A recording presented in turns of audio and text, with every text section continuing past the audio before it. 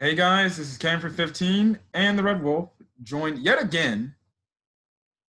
Wow, I can't believe it. I can't believe we made this far into the video and haven't pressed the like button. Why haven't you pressed it? Huh? Press it now. Press it now. Please. I was waiting for you to do your typical start off to the video, but okay. And anything is the startup is my startup of a video in your channel, so be prepared for anything. Anyways, we're here to talk Fire Force again, which was a pretty cool episode.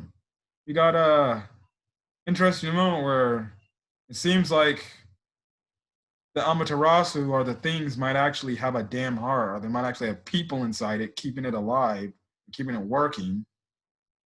We also find out, Arthur, he doesn't indirectly know what pi really is. I guess that was just a fluke. Yeah. Shinra apparently is going to get this, I guess, power up boost moment for a second. And then, can I just say this? Highlight of the episode. It's a thumbnail. It's a thumbnail. The reason why you clicked on the video because the thumbnail. Ogun. Hello? I'm sorry, but if Ogun hasn't shot up to like your top 5 favorite Fire Force character, you seriously have something wrong with you. You seriously have something wrong with you. Yeah, I started like going like, what is this? What is that form? Bro, all I gotta say is this. I better see frickin' Ogun in future seasons of this frickin' show.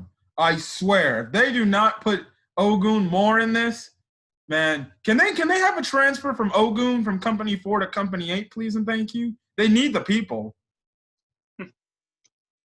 Yep. It's already, even though Tamaki's kind of on like punishment leave from the Company 1, but she's still technically Company 8, They're just not going to let her leave Company 8 because that would be bad, not only for fan service reasons, but everybody likes Tamaki.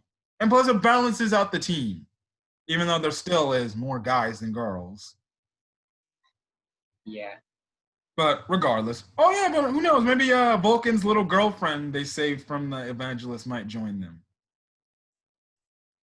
Maybe. Although we don't know her mental state right now. But I'm actually shocked they haven't shown anything about her. I think her name was Lisa. Yeah, ever since that one battle, they just stopped showing her. Yeah, they just stopped showing her. Maybe she's like in some like getting some mental help, like she's in some kind of like place to get her mind right, because she kind of did get like abused by the Evangelist, especially the crazy Doctor. Crap, who was that dude? The doctor. The dude with the well, he's forgetful anyway. He's forgettable anyways. Yeah. Yeah, that's another thing. I'm like, but I feel like if they get Lisa's mind right, she might join Company 8's Fire Force line. Oh, but what if she doesn't get her mind right? Who knows? Unless they start focusing on her again, we won't find out. Mm-hmm. I also want to know what happened to that little kid they had. We haven't seen him since he got hurt. They have not shown him. Is he still in the hospital? I don't know. I'm guessing. I still remember watching season 1 and they barely showed him. And I'm like, you want to know what his progress is? Anyways, we're just monologuing here. We're here not to talk about past season stuff. We're here to talk about season 2. So let's get to it because season 2, this episode kind of starts off differently than previous episodes, where you would get the whole thing about infernals and stuff like that, the typical opening you've seen in the first part of season 1 and even a few episodes here in season 2. This time, we get like some kind of backstory on the Great Cataclysm and the events after it. So, one, I legit have to keep pausing and playing just to put this all in my notes. So anyways, the episode starts off in the prologue, which explains the Great Cataclysm. And it goes to say, on the day of the Great Cataclysm, where fires burn to places with mankind, the languages they spoke, and the cultures they had built up. We already know about the Great Cataclysm from 250 years ago. It essentially kind of wreaked havoc on the planet and almost destroyed everything that was alive, essentially. Now, they say chapter 1, the Holy Fire. It goes on to say, in the next part of, I guess, this backstory is, when the world was being covered by ash, a man by the name of Raffles or Raffles the First, or whatever, I don't know. I'm just going to say Raffles. He had some disciples and took them on a journey in search of light. At the end of his journey, he found an unsullied flame, and then he brought that light that would be mankind's salvation, essentially saying that's how the mankind in the Fire Force world essentially got stable again by finding this fire. It seems like the Great Cataclysm did so much, like there was like no light whatsoever. Honestly, that's probably true, because it probably went back to prehistoric times, stuff like that. And it was probably pitch black and you can't see anything in the dark. Chapter 2, Amaterasu, which is the next part of this backstory. So it goes on to say that Raffles and his disciples used the flames bestowed by the Great Soul and made with human technology to create Amaterasu, which is the big structure in the city where Company 8 resides in, obviously, and things like that. And that's really it of the backstory. So I'm wondering, maybe for some future episodes, I wonder if they'll dive into more of this backstory stuff, and maybe they'll pay it off by the time, I guess, Fire Force ends. So who knows? I thought it was pretty interesting where we get the backstory of the events that were after the Great Cataclysm until where they're leading up now. It does say chapter 2, so I envision there might be a chapter 3. Who knows? And stuff like that. So anyways, we start the episode back where we left off from last week when Arthur said the tablets read out to Pi. Now, we all thought last week Arthur was actually smarter than he looks. Boy, do I tell you I was wrong. Me and Denzel both. Yeah, I felt flat on my face after I saw him. What is Pi? What is the table? All that stuff. Yeah, now Arthur goes on to say he knows Pi because the Knights of the Round Table, which I don't know what that has any correlation to do with the book or the story of the Knights of the Round Table, but okay. But just enough. He just goes on to tell Pan and Licht that he doesn't know what Pi actually is. And that's when Licht tells him, yeah, Pi is the mathematical formula. It's the circumference of a circle, essentially. It's 3.414. You're all typical things. I'm not no mathematician, but I know what Pi is. So, yeah. Anyways, we cut back outside, and Shinra and the others are starting to fight the Infernals. Now, the Demon Infernal, whose name I forgot from last week, he does something to Juggernaut, which was almost making me like, get up off my dang. You know what I'm talking about, Denzel. Yeah, I know. So when Juggernaut got impaled, what did you first think when you saw this? They're already going off. They're already going off these characters. I legit thought they were going. When I saw this, and we're talking. This is my thoughts before we find out what happened later on. When I saw that, I was legit shocked. I was like, "You've got to be kidding me! Fire Force is now going to kill people. We're on the stage of killing people." And then when it looks like he's dead, no, Juggernaut's not dead. He's still alive. Now, I don't know how they try to explain it the best way they can, but at the end of the day, you have an effing hole in your chest. What is he? What is he? So apparently he has so many layers, it kind of protects him, but at the same time, You see his arm come out the part where there's a hole in his chest, guys. Look, they tried to explain it the best they can, but I'm sorry. That's a cop-out death. Juggernaut should be dead.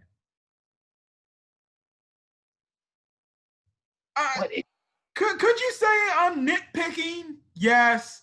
But they kind of killed the mood. I know they were going for a whole, comedic joke moment and stuff like that, but it totally killed the tension in that scene. I'm sorry. That's just my opinion. Kind of reminded Huh? reminded me of that one fan service moment of Tamaki back when they fought that other demon in that one. You mean this season? Yes. Oh, when she was in the sister outfit and then. Well, at least the dude protected Juggernaut, so maybe, well, we do know Juggernaut has a thing and he has feelings for Tamaki. So. Would you say that? I think he was just trying to protect her. No, it's factually proven. I think in season 1, they show that he has feelings for Tamaki. Okay, I guess. He likes her like romantically. She doesn't know it. But he likes her romantically. So I guess he tried to do the heroic thing. But still, it still makes no sense. When he has an effing hole in his chest. Again, they explain it's because of his layers that protect him, but again, what's his body? What does his real body like structure look like? Is he just like, I don't know, like some kind of, his torso is like some kind of like ghost thing or something? He's just got arms, legs, and head? I don't know. I don't know. Maybe he's multiple people in one suit. I don't know. I guess so. Okay. So anyways, Shinra goes in for an attack against the Demon Infernal, and he uses Korna, the move he struggled so much to do on Sharon. And man, it did so much damage to Sharon in that one shot. It does nothing to the Demon Infernal, just to let you know. So that attack is completely useless. So they're literally screwed. It also comes... another thing I would like to mention too, the Demon Infernal apparently pulls out Goku Black stuff, which if you've seen Dragon Ball Super, he does a scythe technique. When I saw this, I was like, so we can just make scythes now? Okay. This guy's getting insane first things first. He pulls out a scythe, and I'm like, dude, you cannot lie to me that everybody's taken from Goku Black. Everybody's taken from Goku Black in terms of forming your own scythe blade. Mm-hmm. Just look at One Piece. They did, well, technically One Piece did it before Dragon Ball Super. Well, I don't know how far the Wano arc was. I don't know how far One Piece was when Dragon Ball Super came a thing. But in One Piece, they have a guy using a scythe against Zoro.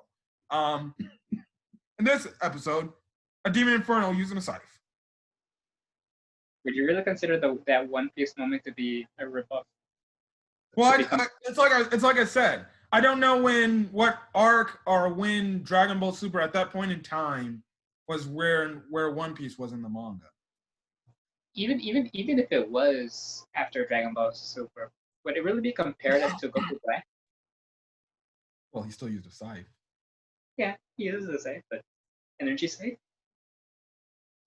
I guess you're right about that. At least he had his own blade. Prepared. Okay. So, anyways, we go back into the interior of the tabernacle. Arthur, Pan, and Licht are at the core. Now, they hear this even when you're watching the episode, you can hear a freaking heartbeat. And it's like, is this thing like alive or something? And you just hear the boom, boom, boom, boom, boom, boom. And I'm like, there's got to be somebody in there, or isn't there? And I think Denzel's about to be like, see, this is why I can't trust Licht. Now, Licht can sense the energy in the core. He says it's tremendous energy and it's crazy energy. You can see the fear on his face. They also go to see that there are arrows that look like keys and that there are 8 of them. Now, Licht goes on to say that in the old Pronto national culture, that the houses of those who would become sacrifices were marked by white feathered arrows. And this is when Lick starts to get in his crazy mind, which again, Denzel might be his point of maybe trusting Lick might be onto something, because Lick, with this crazy looking face, he first says sacrifices, and then he realizes that the thing that Joker was saying, like way back in season 1 about all these pillars and stuff like that, the Amaterasu and things like that, that it might be true, and that someone in the core might be powering these things. And he's come to the conclusion that the people who are powering these things got to have an Abdullah burst. And that's when they all realize the woman in the hood that's been gone for like how many years, 250 years, they think it's her in there. And even Shinra comes to that conclusion. My quick thoughts on this, it would make sense that there are people with Abdullah burst in these things. Mm-hmm. Like, it would make sense why the thing seems like it's powered because of it. And then Lick's whole thing, again, I don't know if we can trust this guy internally. I don't know. When he made that smirk, I was just like, oh boy, is this where he's finally going to turn? So you obviously know by the time this arc's complete, he's going to go run back to Joker and tell him what he found out. So, yeah, this is going to be interesting. Again, don't know if we can still trust Lick. He's like Roswell from ReZero, a guy who says you can trust him, but you just entirely don't know if you can trust him. Yeah. Anyways, now Shinra, he can feel the Abdullah, and he says the Abdullah feels gentle, so it doesn't feel like aggressive, hostile, or anything. It feels like, I guess you can say, humble or human-like, essentially. Mm-hmm. So then in the meantime, Ogun's fighting freaking Mr. Scythe guy, Scythe Demon Infernal, and he's having trouble, and he's telling Shinra, like, yo, can you help a brother out, man? I can't do this. But that's when Shinra's like, yo, I think I have an idea. Just give me some time, and I'll come up with something. And then he's like, all right.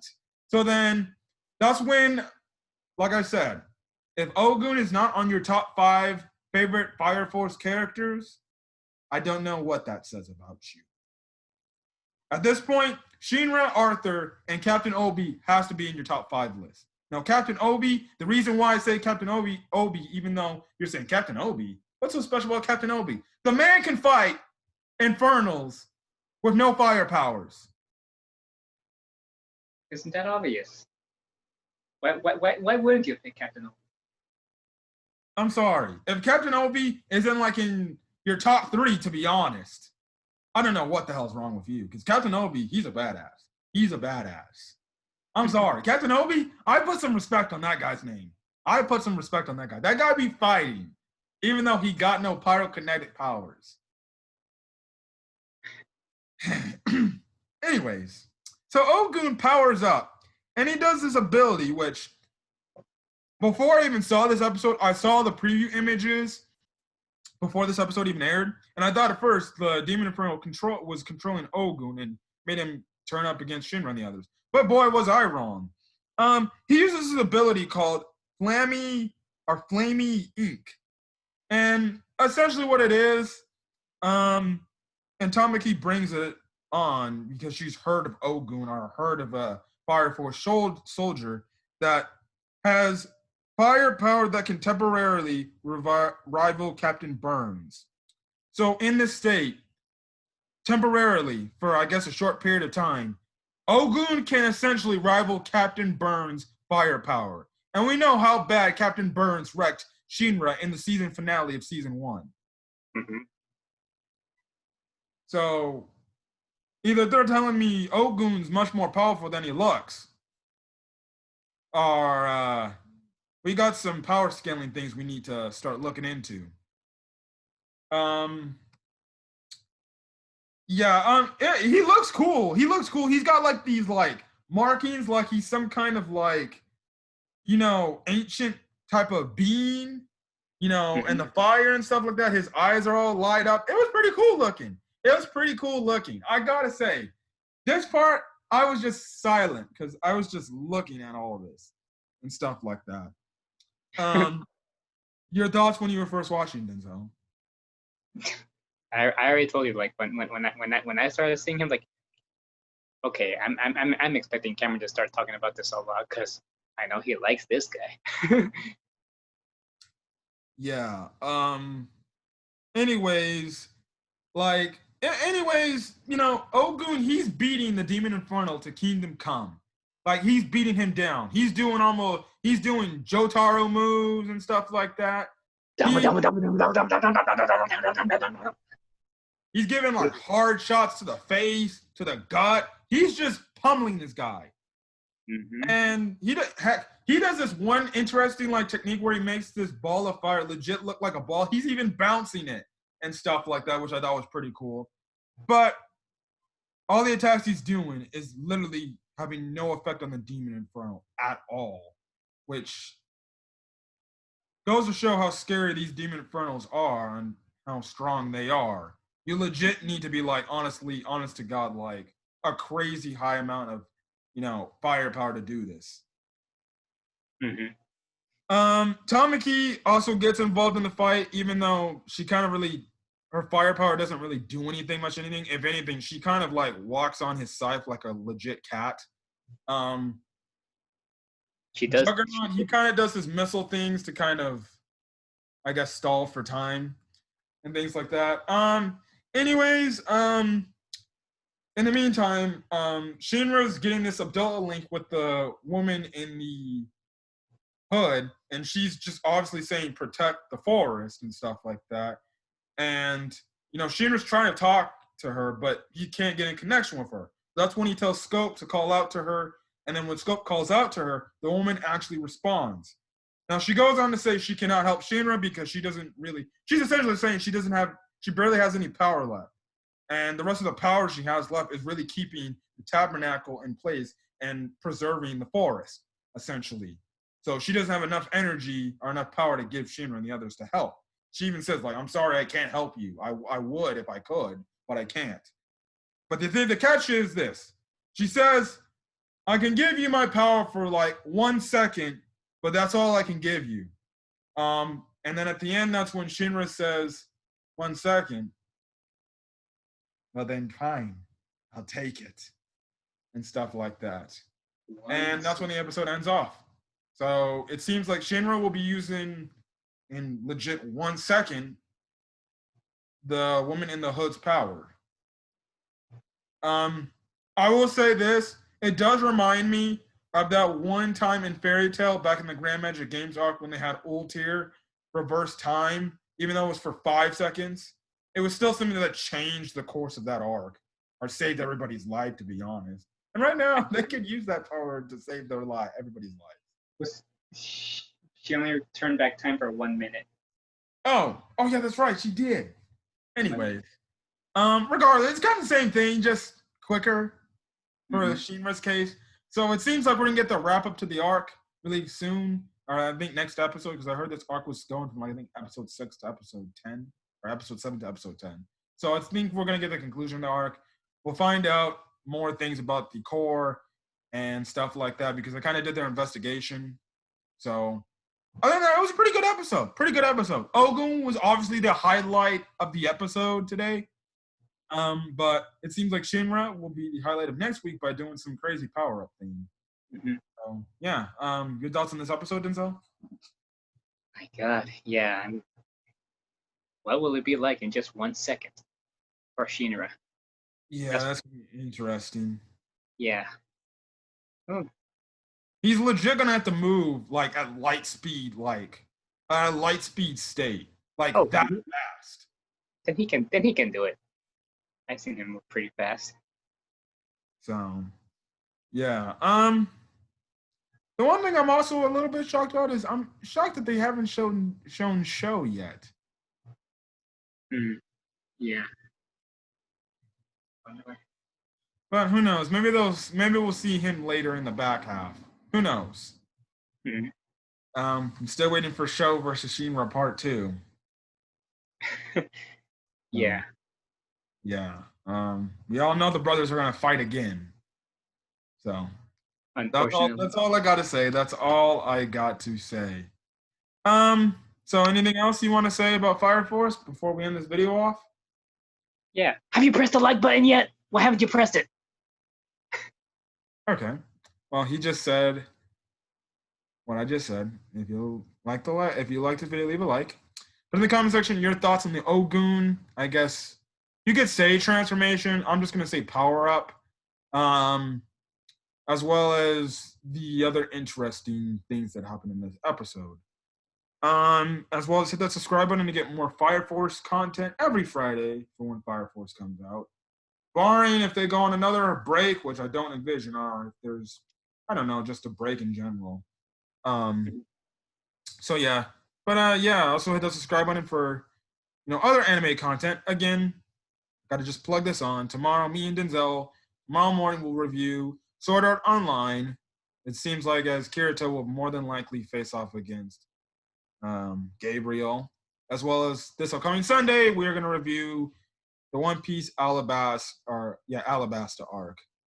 So that's really the things for this weekend we're going to be talking about, as well as, I guess, unless you want to see my One Piece thoughts for tomorrow night's video as well. It seems like Tonoyasu might get the ace treatment, if you know what I mean, but we'll just have to find out tomorrow. But yeah, that's really it. Also, look, if you are also subscribed to the channel, I know I've been keeping this a long time, but sometime next week I will finally be uploading the Grand Magic Games arc for Fairy Tail review and my Fairy Tail arc series reviews. Finally, after how many weeks since I last made a Fairy Tail video, but that's coming. I don't know when, because one thing is school is going to be starting up again for me. So if there's a slow thing in terms of videos coming out, that's why, because school is starting up for me and it's all online. So yeah, so we'll try to get the videos out as fast as we can. But again, school, the pain in the butt. And you got to get an education to be something in this world. But other than that, we're going to get out of here. Hopefully you guys liked the video. And hopefully you guys are having a great rest of your day or night or whenever you're checking out this video. So we're going to get out of here. Hopefully you guys are having a safe rest of your evening. So till then, guys, we're going to catch you guys on the next video. So till then, guys, we'll see you tomorrow for SAL. Peace. Peace.